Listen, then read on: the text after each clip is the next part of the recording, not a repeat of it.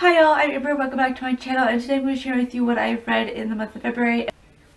February wasn't the greatest month reading wise. I only read 3 books, and out of those 3 books, only one of them was averagely good. And it's just been really slow going for me reading wise. I tried to read Les Mis, didn't really succeed in that. I really don't like Victor Hugo's writing. He takes way too long to get anywhere. And it was just a really frustrating thing where I felt like the film actually was able to get the whole story across and did it wonderfully, even better than the book for me. So it is what it is. And then the fact that these 3 books weren't really that good for me hindered my reading, and I've just been all over the place, so which is the typical thing of late, so nothing new here. But we have books to talk about, so let's just jump in with the first book that I read, which was Abigail Adams.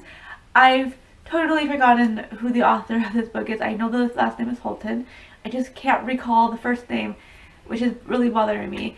And I apologize for that. So I will put his name here, that way you know who the author is. This is the biography of Abigail Adams, of course, and I really liked his writing. I think that he has a great writing style and he really knows how to use it. But there is a lot of issues with this book for me. The first issue is the fact that he throws all these quotes and facts at you, and I really don't feel like we really got to know Abigail Adams at all through what he was saying. Like, I love when an author does enough research and you can see it through the quotes that he uses and through what he himself has to say. But I really didn't feel like I got to know Abigail Adams or got to hear what he had to say because he was giving you all these quotes and things like that. But maybe that was his whole point, that he didn't want us to hear his voice. There's also other times where I would feel like he was using her life to get on a pedestal and talk about the issue of equal rights between man and woman, and I get that's a very important issue, but I also feel like this is supposed to be about Abigail Adams, and I get that there was a lot of issues there, but it kind of overwhelmed the whole of what this whole biography was supposed to be about, and I really wanted to get to know who she was as a person, and all I got was like her life, and from, you know, when she was a young girl to when she married John Adams and then to her death, and it just didn't really feel like I was getting to know the core of who she was through this biography. Also, he goes on tangents. Like, he'll start from introducing you to one thing, and then he'll go off on this whole big thing, and by the time he circles back around, you've forgotten what he was talking about in the first place.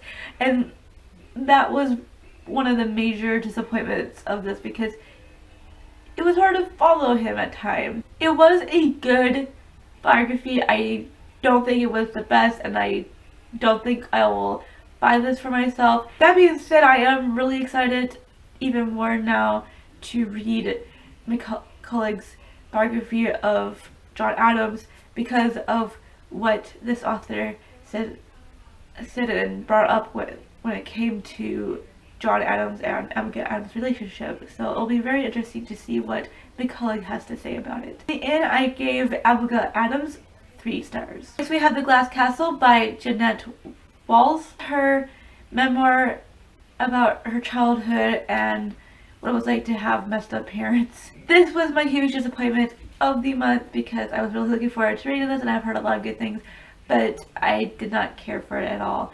I think that she tells her story way too straightforward, and it becomes a bit repetitive and boring because of that. Each of the things that she talks about in her life feels very similar to the previous thing that she talked about, and also I feel like she makes it out like her story is unique. Like there's no other people out there who've had a crappy life like that, who've had crappy parents, who've had to fend for themselves, you know. And the thing is, her story did not read uniquely. It felt very similar to a lot of other things I've read and heard of and watched before, and it kind of rubbed me the wrong way that she was making it out like her story was that unique. With that being said, there is people who don't really believe her story.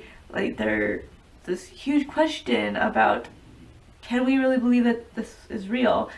And I'm giving her the benefit of the doubt. Like, I want to believe that it's real, but I do feel like there is a bit of exaggeration going on, and I think a lot of it has to do with her writing style.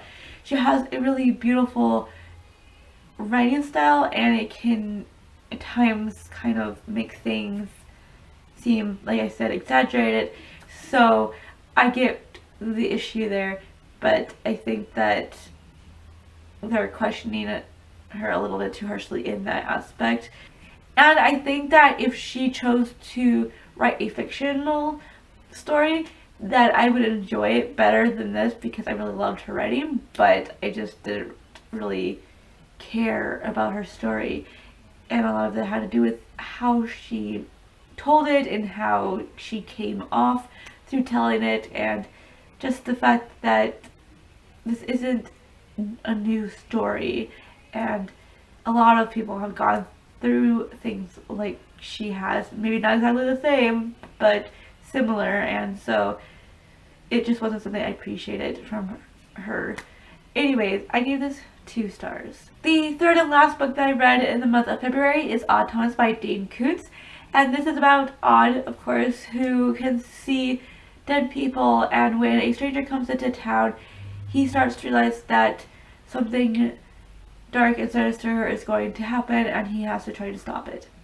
For the first third of this book, I was enjoying it, and a lot of it had to do with the fact that Odd's voice was unique, and I was enjoying that aspect, and the story was different than what I normally read, and so I was enjoying that also. But as I continued on with the book and things started to progress, things started going downwards. The thing about this book is that it's about 400 pages long, and that's in the form of the mass paperback, and it only spans the length of about 2 days worth, and the fact that it takes that long for the story to come together in itself is a bit frustrating, especially because nothing really happens for most of the book, and he tries to fill in these gaps with random things and dialogues between him and, what's his name, Big Joe or something like that,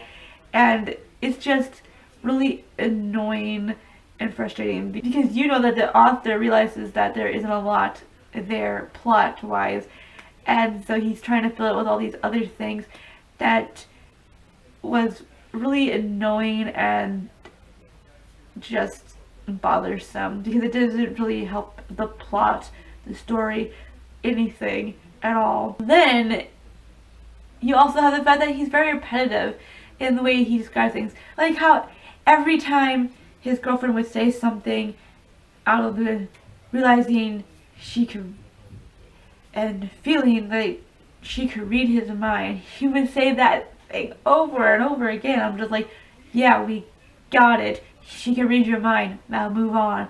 And also, which really peeved me off the most, was the fact that he would introduce a character, then come back to that same character and reintroduce that character, going into another lengthy spiel about who that person was when we just met that person the previous page.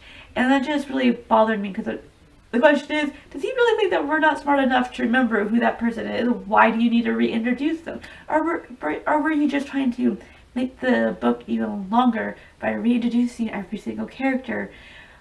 It's just so annoying, and it really pissed me off a lot, because, you know, I can remember things pretty easily. I don't need you doing that. So in the end, I gave Odd Thomas 1.5 stars. Those were all the books that I read. Like I said, not a very good reading month. Tell me down below if you've read any of the books I read this month. I would love to talk about them with you down below. Also, I would love to hear what you've been reading in the past month. Thank you all so much for watching, and keep smiling.